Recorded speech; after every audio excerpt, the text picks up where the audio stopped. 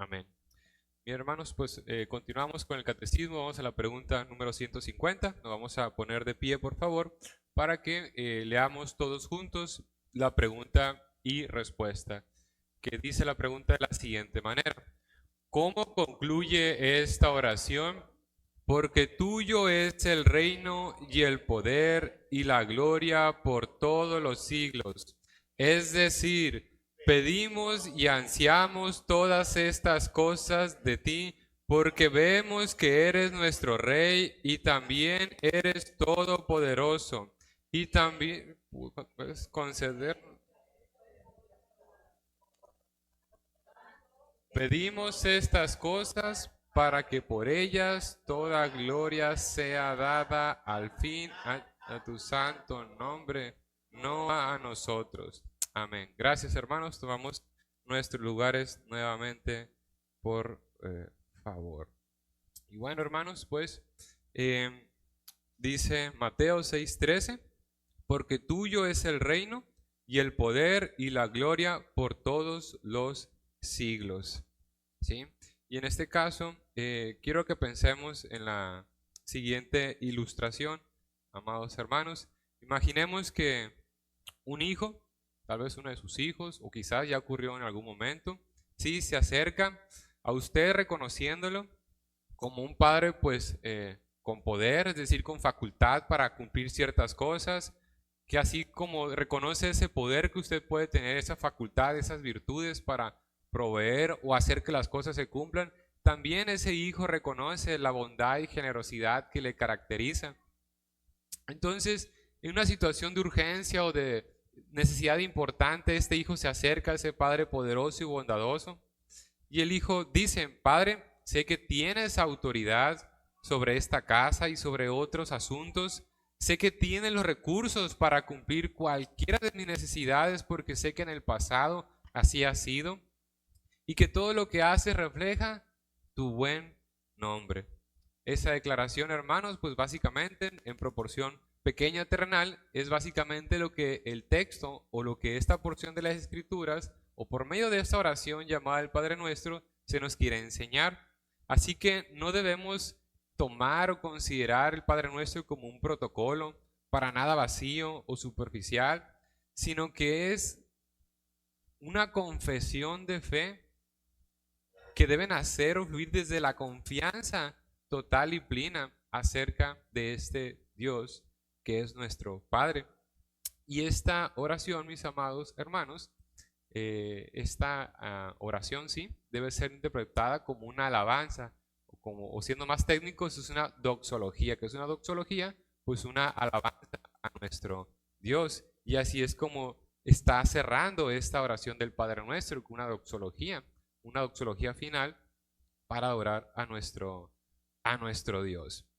Y en este caso el catequista, Hércules Collins, pues pregunta, ¿cómo concluye esta oración? La respuesta nos lleva a esta doxología tripartita, que podemos dividirla en tres partes, que nos habla el reino, el poder y la gloria. En cuanto al reino, pues nos habla sobre su soberanía. En cuanto al poder, sobre su omnipotencia, un poder sin límites. Y la gloria, bueno, ¿cuál es el fin último de esta oración, verdad? El Rey soberano que puede conceder, el Todopoderoso que garantiza la respuesta y por último el fin eterno de cada oración, como hemos mencionado. Y son bajo estos tres ejes que de manera pues muy breve y sencilla vamos a estar exponiendo la sesión del día de hoy. Digo sencillo porque realmente pues deseo que sea algo muy sencillo, pero el hecho de que sea sencillo para nada quiero que se tome, como he mencionado, como algo hueco, ¿sí? Algo superfluo, algo vano, para nada. Y sé que para algunas personas esto puede sonar muy bonito, que sí, en cierta manera lo es una doxología, es una alabanza, como decimos, de ver palabras bonitas, palabras agradables, ¿verdad? Pero no con la intención de que sea algo decorativo, porque como menciono, esto no es para nada algo decorativo, sino que es el fundamento doctrinal, es una confesión, como mencionamos, ¿sí? El fundamento doctrinal que sostiene cada petición previa, ¿sí? Y quiero que también pensemos, hace poco se estuvo exponiendo sobre Filipenses capítulo 4, cómo presentar cada petición, ¿sí? ¿Quién se acuerda, hermanos? ¿Qué dice Filipenses 4? ¿Cómo debo presentar cada petición? Recordemos un estudio, pueden participar. ¿Qué dice el apóstol Pablo? A ver, vayan, si no se acuerdan, vayan a la escritura, Filipenses 4, y ¿qué encuentran ahí? ¿Quién me puede decir? ¿Cuál es la exhortación que hace el apóstol Pablo sobre las peticiones? ¿Lo tiene, hermano Lourdes? ¿Qué encuentra?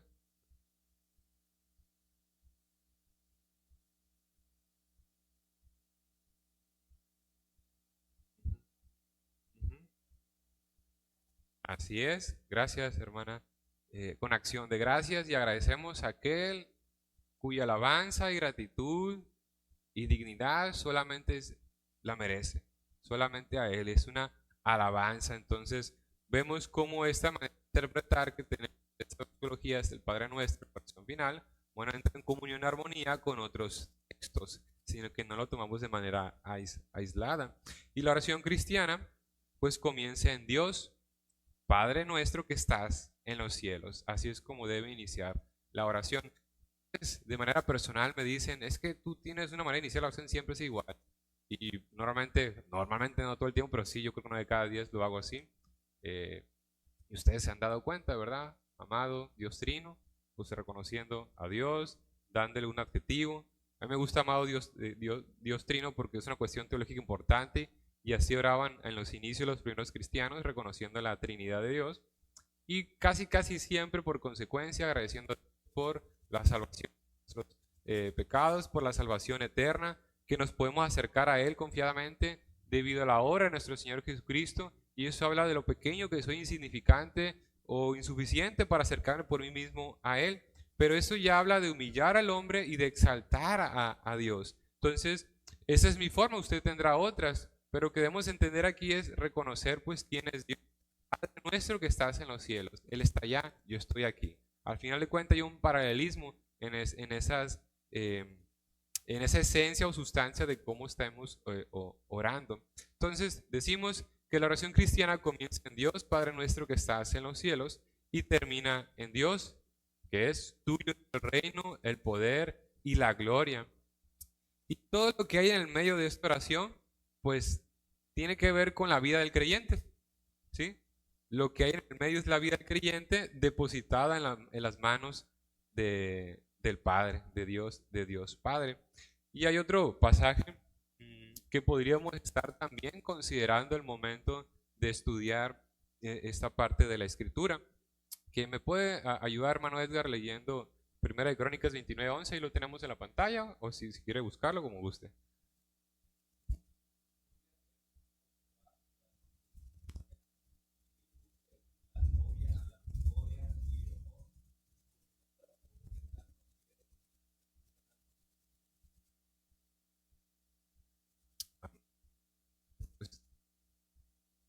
Pues, pues son objetivos eh, que pueden ser muy agradables, no solamente le decimos a alguien que es Dios, ¿sí? Pero como decimos, pues más que algo decorativo, más que algo protocolario, más que sobre todas esas cosas, es una confesión, ¿sí? Que no nace en los labios, sino que nace desde el corazón y así de, ¿verdad? Bueno, entonces vamos con la primera parte que dice, pues tuyo es el reino, la soberanía del Padre, ¿sí? Entonces, el reino le pertenece a Dios, ¿sí? Por derecho eterno, no por conquista temporal. Y ahora, esto es bien importante, esta oración, porque contrasta, ¿sí? La eternidad sabemos que no tiene principio ni fin. En otras palabras, decir que no es que Dios en algún momento conquistó, obtuvo el reino, no, suyo. Luego quiere decir que hay la posibilidad de que Él pierda ese reino porque es eterno, no tiene final. Entonces esos esfuerzos que hace el enemigo, Satanás, el diablo, o cualquier persona de querer derrocar al Señor, de querer retirar a Dios del trono, pues son esfuerzos, es un esfuerzo inútil. Por más que se esfuerce, el reino es de Él, siempre ha sido de Él, pues Él estableció todo lo que vemos, todo lo que conocemos y lo que nuestros ojos verán en algún momento, en la otra vida será visto. Pero el reino siempre ha sido de Él, siempre ha sido por derecho.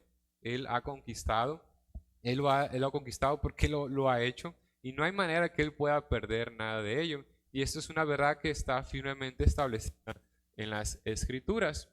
Dice Salmos 22:28, porque de Jehová es el reino y Él regirá las naciones.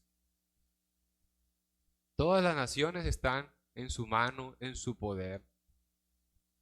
Todo es de Él. ¿Me ayuda, hermana Lourdes, con el siguiente texto, si alcanza a leer?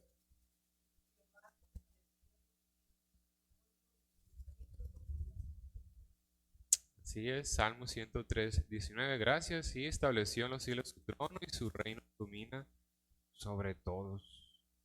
Hermana Nubia, ¿alcanza a leer?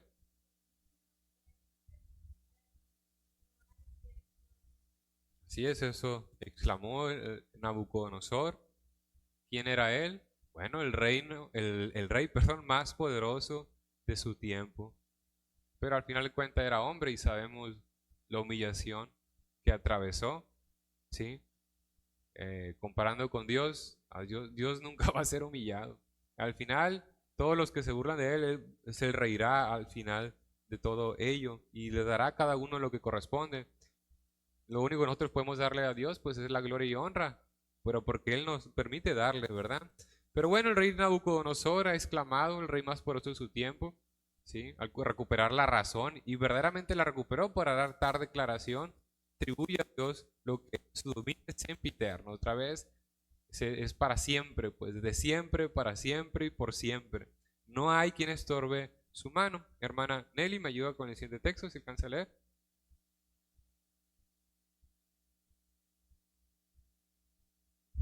Así es, así es. Por lo cual, pues no hay ninguna duda acerca de los dominios de nuestro Dios. Se extienden, pues como hablamos el otro día, ¿verdad? Del universo, que dicen que todo el tiempo se está expandiendo. Es decir, que si quisiéramos llegar, bueno, si pudiésemos, pero no vamos a poder. Primero porque no tenemos la capacidad para diseñar al día de una nave que pueda llegar a los límites del universo. Y aunque quizás pudiéramos diseñar una nave, un vehículo que nos pudiera llevar hasta lugares tan extensos, no podríamos llegar porque dicen que siempre se está expandiendo, pareciera como que no tiene fin, que fuera infinito. Pero aún así, no tiene fin, pues sí, pero tiene un inicio, tiene un génesis y todo inicia con Dios. Pero Dios no tiene inicio, Dios existe de que es Dios. Y aquí cabe mencionar, recordar la frase que mencionaba, ¿verdad? De que todo lo que hay en Dios es Dios. O sea, no hay manera de poder entender algunas cosas de Dios. Quién sabe si en la otra vida podamos hacerlo. Pero bueno, estos pasajes pues nos hablan acerca de el supremo reino de Dios, que su reino no tiene comparación, su reino no compite con ninguno, sino que su reino trasciende cualquier reino. Su reino contiene a todos los reinos. Eso es otra manera de verlo. Thomas Watson ha dicho que, parafraseando, que el reino de Dios sobrepasa y trasciende tanto todos los reinos que es como si comparases el sol con una vela encendida. Pues obviamente el sol se refiere a Dios y las velas encendidas, pues los otros pequeñísimos reinos, las naciones que tienen pequeños reinos. No tiene ningún sentido comparar el reino eterno de Dios con los reinos terrenales. Mientras que el reino de Dios no tiene fin, todos los reinos terrenales pues tienen su ocaso, tienen su final. Y así lo hemos visto, ¿verdad? Todos los reinos, por más gloriosos que sean, ¿sí? Llegará un momento que viene el declive. A mí me gusta mucho el deporte, el fútbol. Puedo asombrarme por la categoría con la que juegan algunos equipos, pero en algún momento eso va a decaer y siempre ocurre. Es más, cuando usted analiza ahora que se va a celebrar que estamos en el año mundialista, la Copa Mundial de Fútbol, casi siempre el equipo que queda campeón el siguiente año o no califica o hace el ridículo en la siguiente campaña. Casi siempre ocurre eso. Les dio campeonitis, dicen, pues ya son campeones, ya no tienen esa hambre, esa sed. Por eso algunas naciones como Alemania lo que tienen que hacer, bueno, más que nada China, por ejemplo, los nadadores no compiten 2 años seguidos, porque necesitan que tengan esa hambre de competir, porque quieren cuidar esa parte.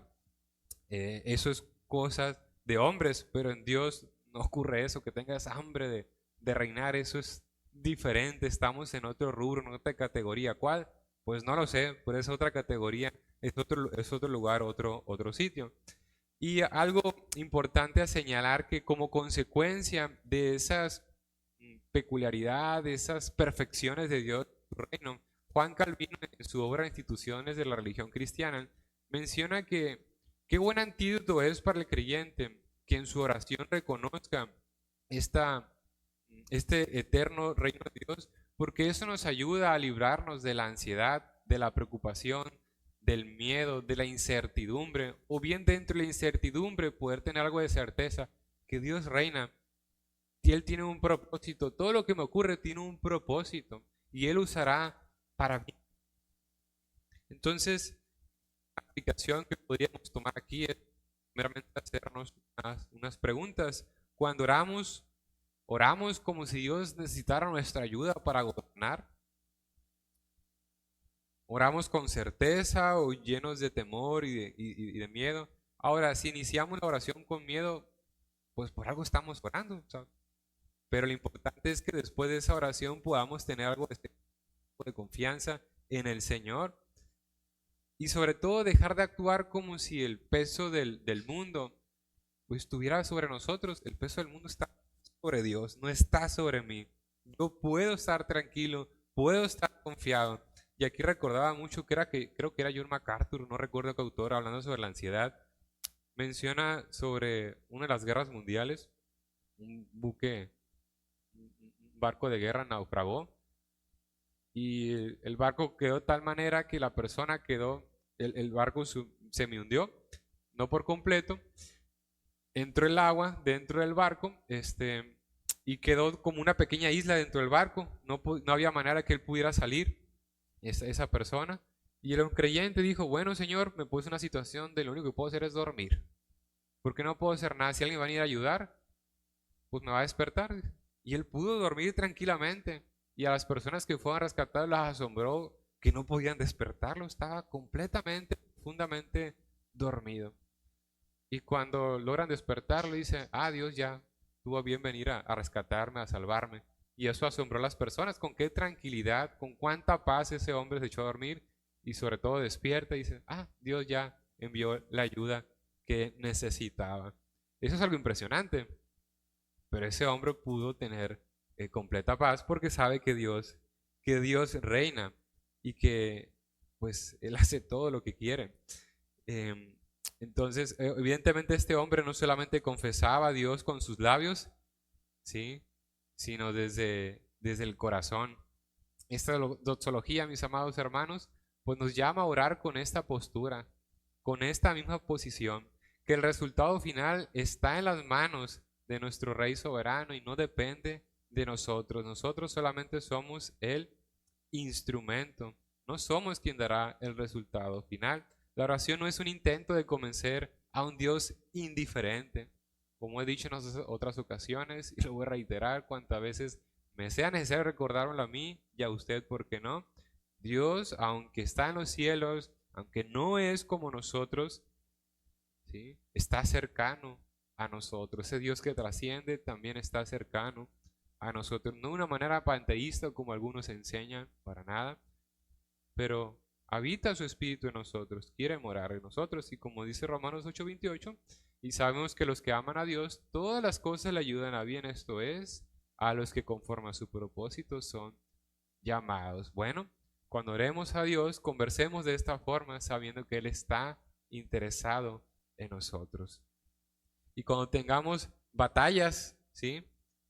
Tengamos luchas, recuerden esta escena o ilustración, un soldado que pelea al frente de batalla, sabiendo que el comandante en jefe ya ganó, ya tiene la victoria.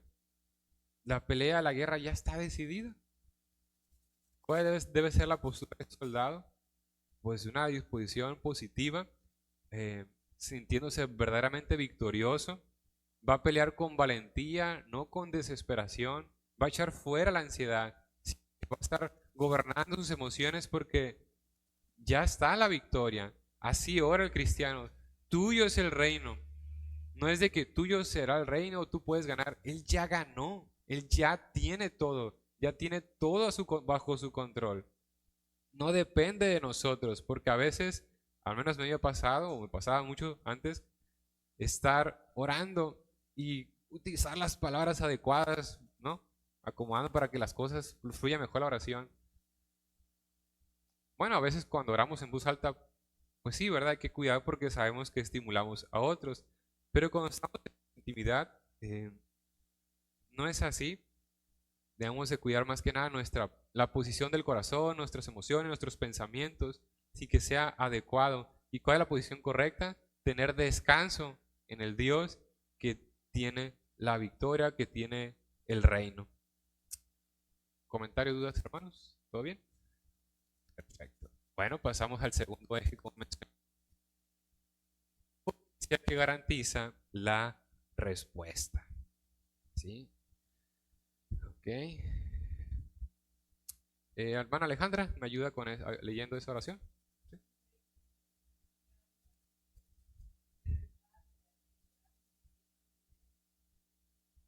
Así es.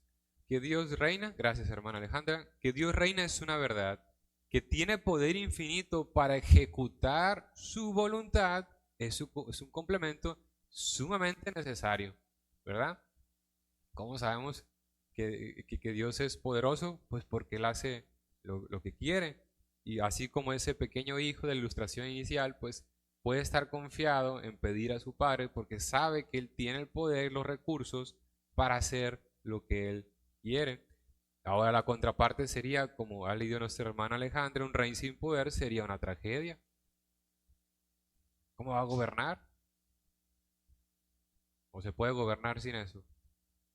No se puede, es sumamente necesario. Entonces nosotros oramos a aquel que tiene un poder ilimitado. ¿Qué dice la escritura sobre ello? Bueno, Jeremías 32:17 dice, Oh Señor Jehová, he aquí que tú hiciste el cielo y la tierra con tu gran poder y con tu brazo extendido, y ni hay nada que sea difícil para ti. No hay nada que sea difícil. Hermana Edna, ¿alcanza a leer? Pues me ayuda, por favor.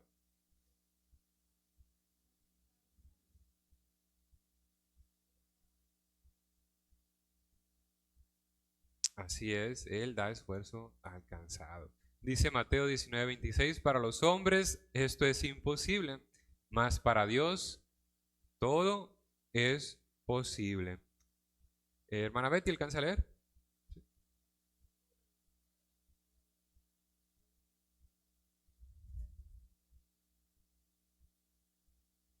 Gracias, hermana. Y por último, Job 42:2 nos dice, yo sé que todo lo puedes y que no hay pensamiento que se esconda de ti. Yo sé que todo lo puedes. Yo sé que todo lo puedes, Dios. Recordemos estas verdades cuando estemos orando. Un comentarista, Matthew Henry, dice que dirigimos nuestras oraciones a Dios no solo porque Él tiene derecho de escucharlas como rey, o sea, Él nos pide que oremos, Él nos pide que pidamos, continúa diciendo Matthew Henry, sino porque tiene el poder de responderlas. Él tiene el poder de responderlas, tiene el recurso ilimitado. Un rey benevolente que carece de recursos es una promesa vacía, ¿verdad? Ya lo he mencionado antes y me gusta mucho esta frase. Yo creo que los que tienen más tiempo se recordarán, si no, pues la refrescamos. Recuerdo que un día mi hermano estaba en un manojo de emociones, pues ansioso, preocupado por una necesidad. Mi papá lo veía y todos lo veíamos y no decía hasta que un día, pues que me falta esto. La verdad no recuerdo qué era. Y mi papá dice, pues pídeme, aquí está tu padre que te puede dar. Pues no le decía. Y sí, él le pudo proveer, pero no, por alguna razón él no lo decía. ¿Sí? Bueno, a veces somos muy parecidos a mi hermano, ¿verdad? En esa situación. Pues estás en mi casa, pídeme, ¿qué quieres? ¿Qué necesitas? sea, no es como que en el futuro, en el pasado, perdón, no te haya dado. O sea, tienes alimento, tienes estudios. eh, ¿Por qué no me vas a pedir? Y aquí creo que es bien importante recordar con la escritura, dice, recuerda las proezas de Dios, recuerda de dónde te ha sacado el Señor. ¿Cuántas veces se le decía al pueblo de Israel, recuerda, ten memoria? Ahora, también decía, habla a tus hijos y de generación en generación lo que Jehová ha hecho. Y la generación presente tenía, la que experimentó el poderoso brazo extendido de Jehová, debía enseñarle a sus hijos lo que habían visto para que ellos también, quizás, la generación no vería esas grandes proezas de esa manera. De otra forma sí, pero no de esa forma tan gloriosa, tan poderosa. Precisamente porque quizás no serían testigos oculares, debían transmitir eso. Porque quizás tampoco esa generación la vería ni la siguiente, pero debían transmitirlo para recordar de dónde vienen. Pero como no lo hicieron, ellos no sabían si tenían Dios o no, no sabían cómo era ese Dios. Pues sí, está Dios, pero es un Diosito, pero no tiene el poder, no está interesado en nosotros. Qué lamentable es eso, hermanos, y que eso sirva de testimonio a nosotros. ¿A quién oramos cuando usted ore, padre de familia, o cuando enseñe a sus hijos a orar? Debe enseñarle, pero no solamente de palabra, sino con su oración. Y otra vez no estamos hablando palabras esplendorosas, sino la actitud, la disposición. A veces, de vez en cuando, meter una palabra que diga el hijo, ah, mira, mi papá sí sabe. No nomás el pastor, el hermano, ¿verdad? Puede ser, pero claro, palabras que puedan entender. Pero el punto es dar testimonio de ello. Oramos un rey omnipotente, un rey poderoso. Amén. Charles Spurgeon en una de sus predicaciones mencionó, nunca digas que tu caso es demasiado difícil para Dios. El Dios que dividió el Mar Rojo, que hizo retroceder el río Jordán, que derribó los muros de Jericó con trompetas, ese mismo Dios es tu Padre Celestial. Y pregunta Spurgeon, ¿hay algo demasiado difícil para Él? A veces no se trata solamente de proveer un techo, un auto, a veces no solamente se trata de enfermedad, ¿verdad? A veces se trata de actitudes del corazón, una adicción o lo que sea. Pero recordemos si es algo del carácter, como era Pablo iracundo, un hombre era totalmente diferente, bondadoso, amoroso, generoso, muy pastoral, seguramente para muchos era considerado como un padre, una persona humilde, sencilla, ¿verdad? Nunca es tan tarde para cambiar. Veamos el ladrón, uno de los ladrones, su vida fue cambiada. Vemos muchos testimonios de Escritura, no solamente esas grandes proezas externas, sino también internas del corazón. Usted mismo es un testimonio de ello. Estaba con mi cuñado, el pastor Alfredo, hermano de mi esposa Nelly, el día que falleció mi abuelo, y yo le decía, mi abuelo es un milagro andante. Ustedes no lo conocieron, yo sí lo conocí antes, no era ese hombre que ustedes vieron enternecido, o sea, no era así. Y se asombraban, de verdad. Y pues decía mi cuñado, sí, don José era un milagro con patas, dice. Es que de verdad, pero no solamente en él, ustedes también, nosotros también lo somos. Ahora aquí si en el presente no parece, bueno, examine su vida y recuerde que debemos ser esos testimonios. Pero de verdad, ¿quién va a sus 90 años a una escuela para padres? Pero mi abuelo quería estar ahí. Siempre había algo que aprender. Siempre había algo que aprender. Bueno, aquí estamos dando algunas aplicaciones prácticas. Que la omnipotencia de Dios cura. ¿Qué cura? Bueno, el escepticismo práctico, porque aunque a veces enseñamos esto, o podemos sí ciertamente de la manera correcta, podemos conducirnos en un escepticismo práctico. Parecemos ateos en la práctica, no creemos. Debemos creer y actuar de acuerdo a lo que decimos, creer. Esta doxología nos recuerda que pedimos a aquel cuyos atributos, características es que nada es imposible. Imaginemos otra vez un niño pequeño que intenta mover un mueble enorme de acuerdo a sus capacidades le es imposible.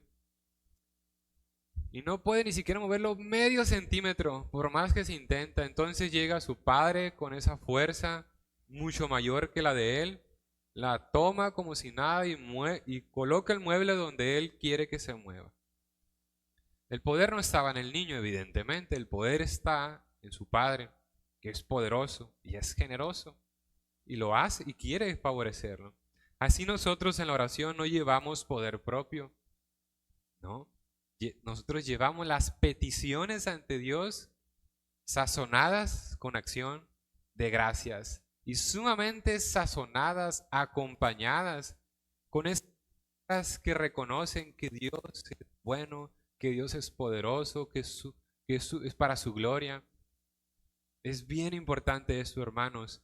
Es bien importante llevar peticiones a aquel que tiene el poder, todo el poder y la facultad y la virtud para hacer las cosas posibles. ¿Comentarios? ¿Dudas? ¿Todo bien, hermanos? Muy bien. Llegamos a nuestro tercer eje. Bueno, ahora hablamos acerca de la gloria. El fin último de toda oración, pues es que Dios sea glorificado. La gloria de Dios no es solo uno de sus atributos. Es el horizonte hacia el cual toda la creación y toda oración se dirigen. ¿Verdad? Todo esto que estamos haciendo es para glorificar a nuestro Dios. Nunca debemos olvidar esto, hermanos.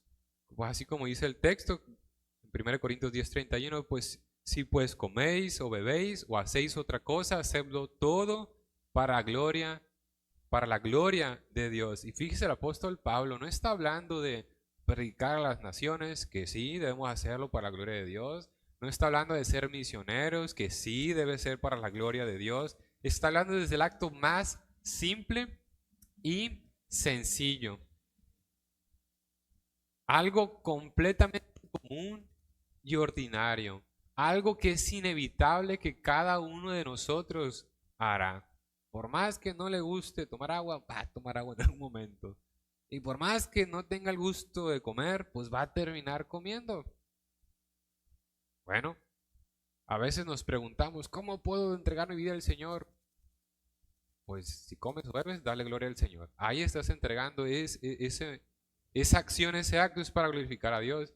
Ahora, no quedamos en el extremo de que, bueno, pues yo con que como beba ya de gloria a Dios.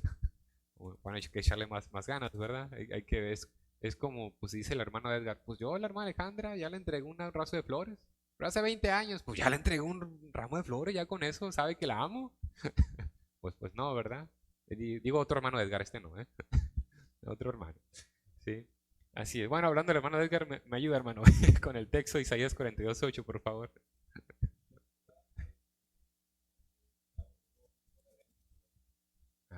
Así es. El siguiente texto, Isaías 48:11, dice, por amor de mí mismo lo haré, y mi honra no la daré a otro. Pues que nos habla de estos textos que su gloria no la comparte con nadie, es suya, porque es el único que la merece. Hermana Nubia, ¿me ayuda con el siguiente texto? Juan 14:13.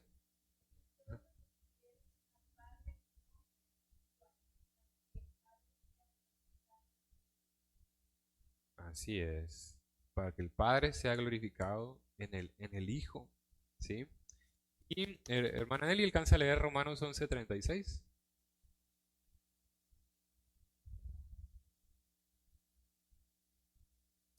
Amén, gracias. Sí, pues es muy claro, ¿verdad? Que todo es para la gloria de nuestro Dios.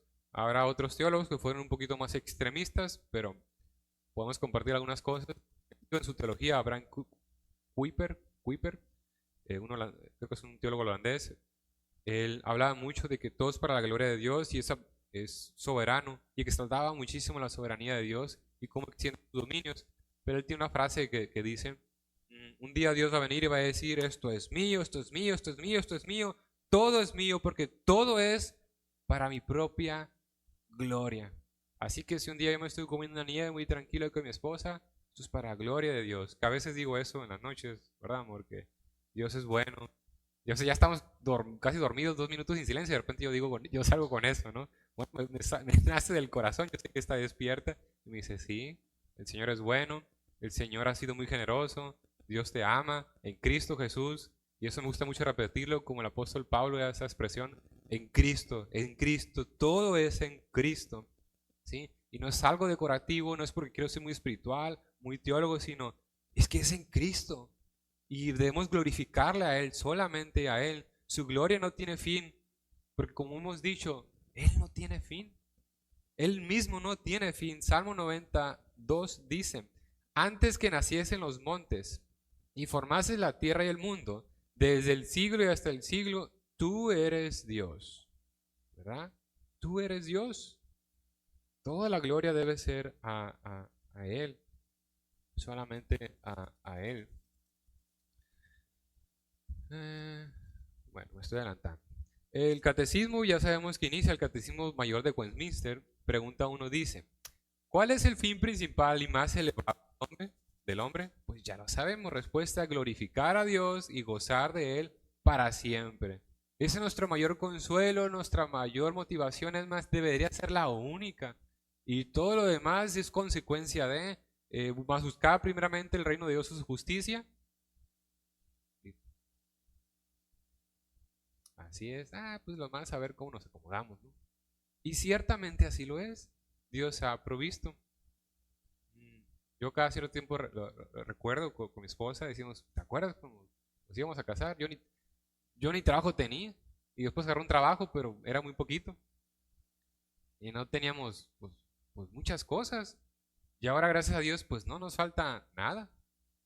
De repente tenemos lo necesario para poder bendecir a otros, a veces no tanto, pero gracias a Dios tenemos todo y glorificamos a Dios porque todo nos ha provisto. Él provee para todo lo necesario.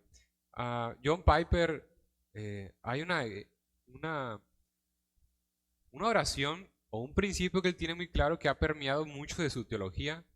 Quienes han leído algunos de sus libros, pues se habrán podido dar cuenta de ello. Igual leer algunos artículos o escuchar sermones de él. Y hay una frase muy característica de él, resumida así.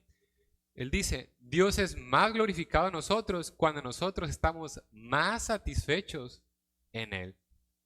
Y eso aplica incluso en las circunstancias de carencia importante de salud, ¿sí? De dinero o de duelo ante la pérdida de algo. Cuando tú estás en ese dolor, en esa situación vulnerable, de tristeza, de angustia, y a pesar de todo eso, tú estás satisfecho en el Señor, Dios es más glorificado. ¿Por qué? No es lo mismo tratar de ver la luna y las estrellas durante el día que durante la noche. Cuando todo es felicidad, todo es gozo y alegría, sí, el Señor es glorificado. O sea, la gloria de las estrellas no se pierde, ¿verdad? Siguen manifestando su brillo, pero no las vemos. Pero es mucho más claro en la noche. Así el creyente es mucho más claro a quién pertenece, dónde está su corazón cuando hay situaciones adversas, cuando la situación está oscuro. Dios es más glorificado. Bueno, de eso está hablando John Piper. Dios es más glorificado cuando nosotros estamos satisfechos en Él, aún en circunstancias difíciles. Y Él ha hablado mucho acerca de ello. Cuando tuvo situaciones de enfermedad y Él sintió la punzada en su corazón, el primer aguijón, y dice, qué difícil. Pero Él tuvo que comenzar a ponerse, a recordar esa doxología, a reconocer que el reino es de Dios, el poder es suyo. Y Él está interesado en Él también y le va a proveer lo necesario. Y aprendió a estar satisfecho en Él. Eso es un buen testimonio. Hay cosas con las cuales podemos no estar de acuerdo ciertamente, pero esto es muy experiencial y su teología es precisamente esto, ¿no? Muy experiencial y es importante, ¿verdad? Tener esto muy en cuenta. Un teólogo puritano, Thomas Manton, describe esta doxología de la siguiente forma. La oración que no culmina en la gloria de Dios es oración que no ha llegado a su destino. Como un río que no llega al mar, así es la petición que se queda en el bien del hombre sin alzarse hasta el honor de Dios. Toda oración debe ser alabanza a nuestro Dios, aun si nosotros queremos pedirle algo que podemos, pero por eso debe estar sazonada con palabras, de reconocer quién es Dios, sus perfecciones y darle gracias por lo que sea que nos va a dar, sea mucho, sea poco, sea sí o sea no, darle gracias a Él, porque estamos satisfechos en Él. Es muy importante esto, mis amados. Por lo cual, hermanos, pues otra manera de ver esta doxología, para ir terminando, bueno, es como un espejo que nos ayuda a diagnosticar qué, pues diagnostica la soberbia que puede haber, el egocentrismo, la vanidad, la frialdad que pueda haber en nosotros. Y precisamente, así como diagnostica, también tiene, digamos, la virtud o propicia que curemos esos males que pueda haber en nuestro corazón y que mancha nuestra oración, ¿verdad? Porque si vemos que no oramos de esa manera, pues hay un diagnóstico y a su vez nos dice cómo debemos orar. Pues ahí está la cura, ¿verdad? Porque hay un tipo de oración, reconocemos, que usa a Dios como un medio, como una herramienta para obtener un fin que naturalmente está fuera de Él. Cuando lo que hace esta doxología es invertir eso, ¿sí? Poner a Dios como el fin principal, como principal y fin último. No buscamos únicamente nuestro bienestar personal, que Dios sí busca nuestro beneficio, pero eso es para que Él sea glorificado. A veces es necesario comprometer un poco nuestra salud para que Dios sea más glorificado, como hemos dicho, porque es en medio de esa situación oscura o difícil que vamos a aprender a estar más satisfechos en Él y Él se va a llevar más gloria. ¿Sí? Esta doxología nos ayuda a tener claro este mapa o esta situación. Recordemos que siempre podemos acercarnos a Dios a pedir, así como debemos recordar que siempre que pidamos algo, pues debemos tener en cuenta es para tu gloria, Dios, que sea para tu gloria. Si vas a conceder esto, que sea para que tú seas honrado. Este es el marco en el cual debemos acercarnos a Dios y terminar nuestras oraciones. Y pregunto, iglesia, pregúntese a usted mismo. Yo no le voy a preguntar, le voy a lanzar la pregunta, usted se la va a hacer a usted mismo. ¿Cuándo fue la última vez que al terminar la oración nos hicimos la pregunta? En lugar de preguntarnos, no me responderá Dios, sino preguntarnos, ¿cómo será Dios glorificado en esta respuesta? Porque yo tiendo a terminar oraciones, me va a responder Dios, me va a dar lo que quiero. ¿Cuándo me lo va a dar? ¿Y en qué medida? Y si mejor reemplazo esa pregunta o esa inquietud de la siguiente manera: Señor, ¿cómo es glorificado en la respuesta que me vas a dar? ¿Cómo es que vas a tratar con mi corazón con la respuesta que me vas a dar, ya sea que lo concedas o no? Ya estamos en un plano totalmente diferente. Es un plano más bíblico. Reconozco que tiendo a olvidarme de esto, o ni siquiera lo tenía claro. Pero ahora entiendo que esa debería ser mi pregunta: ¿cómo será Dios glorificado en la respuesta que me dé? Sea lo que sea que me dé. Un artista, mis amados, pinta un cuadro hermoso. Las personas lo admiran. Los críticos lo admiran. Pueden reconocer la belleza en todo ello. Pero el artista no dice gracias al lienzo, que es muy bueno, por eso pude hacer lo que pude hacer. Nadie le da la gloria al lienzo. Se la da al artista. Nosotros, mis amados, somos el lienzo. Mientras que Dios es el artista, el autor. Cuando Dios obra nuestra vida en respuesta a la oración, el lienzo no recibe la gloria. ¿La recibe quién? La pintó. Que esta ilustración también sirva, nos ayude a ubicarnos de mejor manera. Entonces, bueno, el creyente, ¿sí?, debe tener claro a quién ora. A un rey soberano que posee un reino, que este rey soberano reina con poder infinito, cuyo honor es el fin de todas las cosas y cuya realidad no tiene término por todos los siglos, ¿verdad? Su dominio se extiende por todos los siglos. Una vez más reitero, palabras finales: la oración no es un monólogo de necesidades, sino es esencialmente un diálogo de adoración al único que merece ser adorado. Y es mi intención, hermanos, que nosotros entremos en esta posición correcta de pasar como un peticionario, si estamos en eso, un peticionario, no sé si existe esa palabra, y que después de estos seamos unos verdaderos adoradores. Adoremos en espíritu y en verdad, de manera que cada vez que terminemos nuestras oraciones digamos, porque tuyo es el reino y el poder y la gloria por todos los siglos. Porque estamos confesando que Dios es suficiente para reinar con soberanía, para responder con poder absoluto y ser glorificado en cada circunstancia de la vida.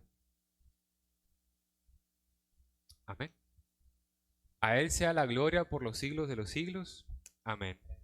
Gracias, hermanos.